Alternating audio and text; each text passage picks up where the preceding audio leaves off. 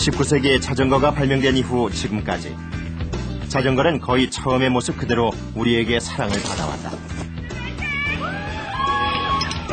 21세기인 지금도 자전거 타기는 여전히 많은 사람들에게 사랑을 받는 스포츠로 자리 잡고 있다.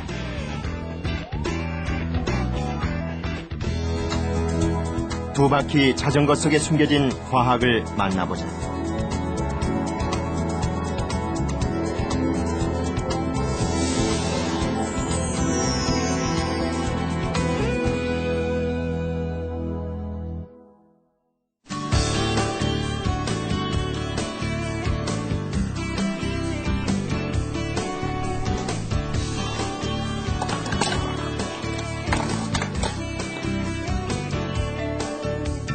두 개의 바퀴가 바람을 가르며 산길을 달려간다. 바퀴 두 개만 있으면 어디든 갈 수 있는 자전거는 걷기나 다른 운송수단보다 에너지 효율이 높다.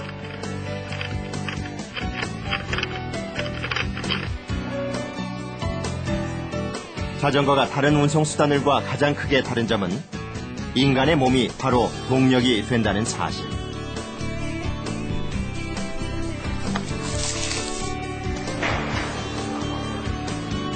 어쩌면 그것이 자전거가 발명된 이후 수세기 동안 꾸준히 사랑받는 이유일 것이다. 나머지 둘. 그렇다면 자전거의 종류에는 어떤 것들이 있을까? 자전거는 그 용도에 따라 크게 이렇게 나뉜다.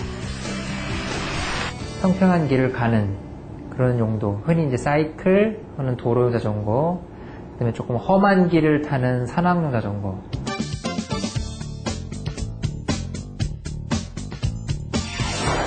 도로용 자전거는 허리를 숙여 손잡이를 잡게 되어 있다. 이는 바람의 저항을 줄이기 위한 것이다. 또한 얇은 바퀴는 최소한의 접지력을 유지하고 불필요한 무게를 줄여 높은 속력을 낼 수 있도록 한 것이다. 반면에 산악용 자전거의 핸들은 비교적 높은 위치에 장착되어 넓은 시야 확보와 유연한 자세를 가질 수 있다. 또한 험난한 산길을 갈 때 바퀴가 미끄러지지 않도록 두껍게 만들어 지면과의 접지면이 넓게 설계되어 있다.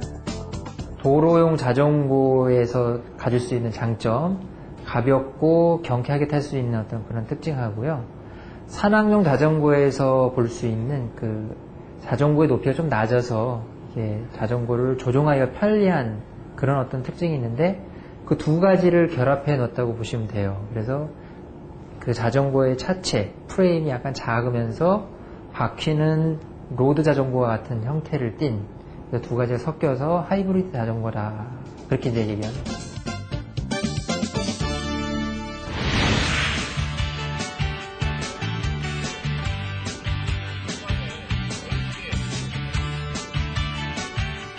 자전거에 편안히 앉아 오른발을 땅에 내디디며 자전거 바퀴로만 설 수 있게 무게중심을 잡는 것. 그것이 맨 처음 자전거를 배우는 방법이다.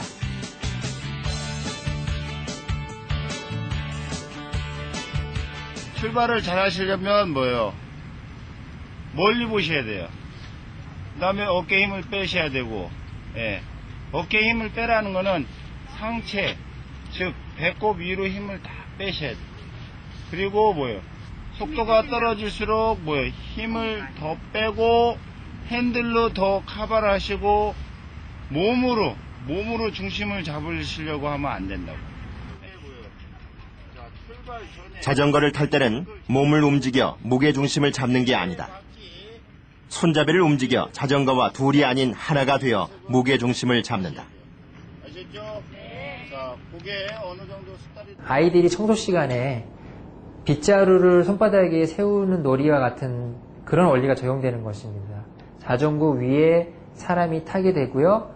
그때의 무게중심이 대부분 사람 중심이 되는데요. 그 무게중심을 적절하게 좌우로 이동하면서 무게중심을 잡아주게 되는 것입니다. 페달에 의한 가속 또는 브레이크를 이용한 감속, 그 다음에 좌우에 이루어지는 가속과 감속은 핸들링, 가속과 감속을 하게 되는 것입니다. 그래서 손바닥 위에 빗자루를 세우려면 빗자루가 넘어지려는 방향으로 손바닥을 밀어줘야 한다. 자전거를 탈 때도 마찬가지다. 넘어지려는 방향으로 자연스럽게 손잡이의 방향을 틀어 속도의 변화를 줘야 한다. 자전거 위에서 무게중심 잡기를 익히고 나면 자전거 타기는 쉬워진다. 그리고 한번 움직이기 시작한 자전거는 쉽게 넘어지지도 않는다. 아이들이 본격적으로 페달을 밟으며 자전거를 타기 전에 무게중심 잡기를 배울 수 있는 자전거. 균형을 이룬 자전거는 쉽게 앞으로 나가며 잘 넘어지지 않는다.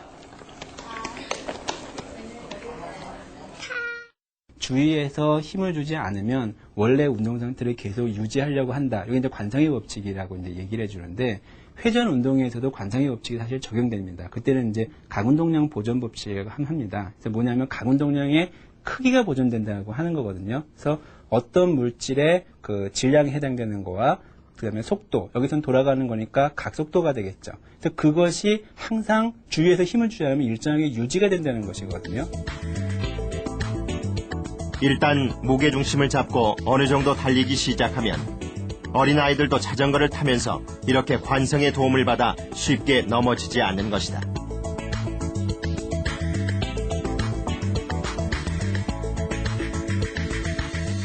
주위에서 이제 힘을 주지 않는 경우에 이 방향이 일정하게 유지된다고 하는 거죠. 그래서 자전거 바퀴가 가리키는 요 회전축에 대한 방향이 일정하게 유지되니까 옆으로 기울어진다고 하는 건 방향이 바뀌는 거잖아요. 그래서 결국에 자전거가 그 옆으로 기울어지지 않고 앞으로 갈 수 있는데, 단 조건은 뭐냐면은 회전하고 있을 때라는 거죠.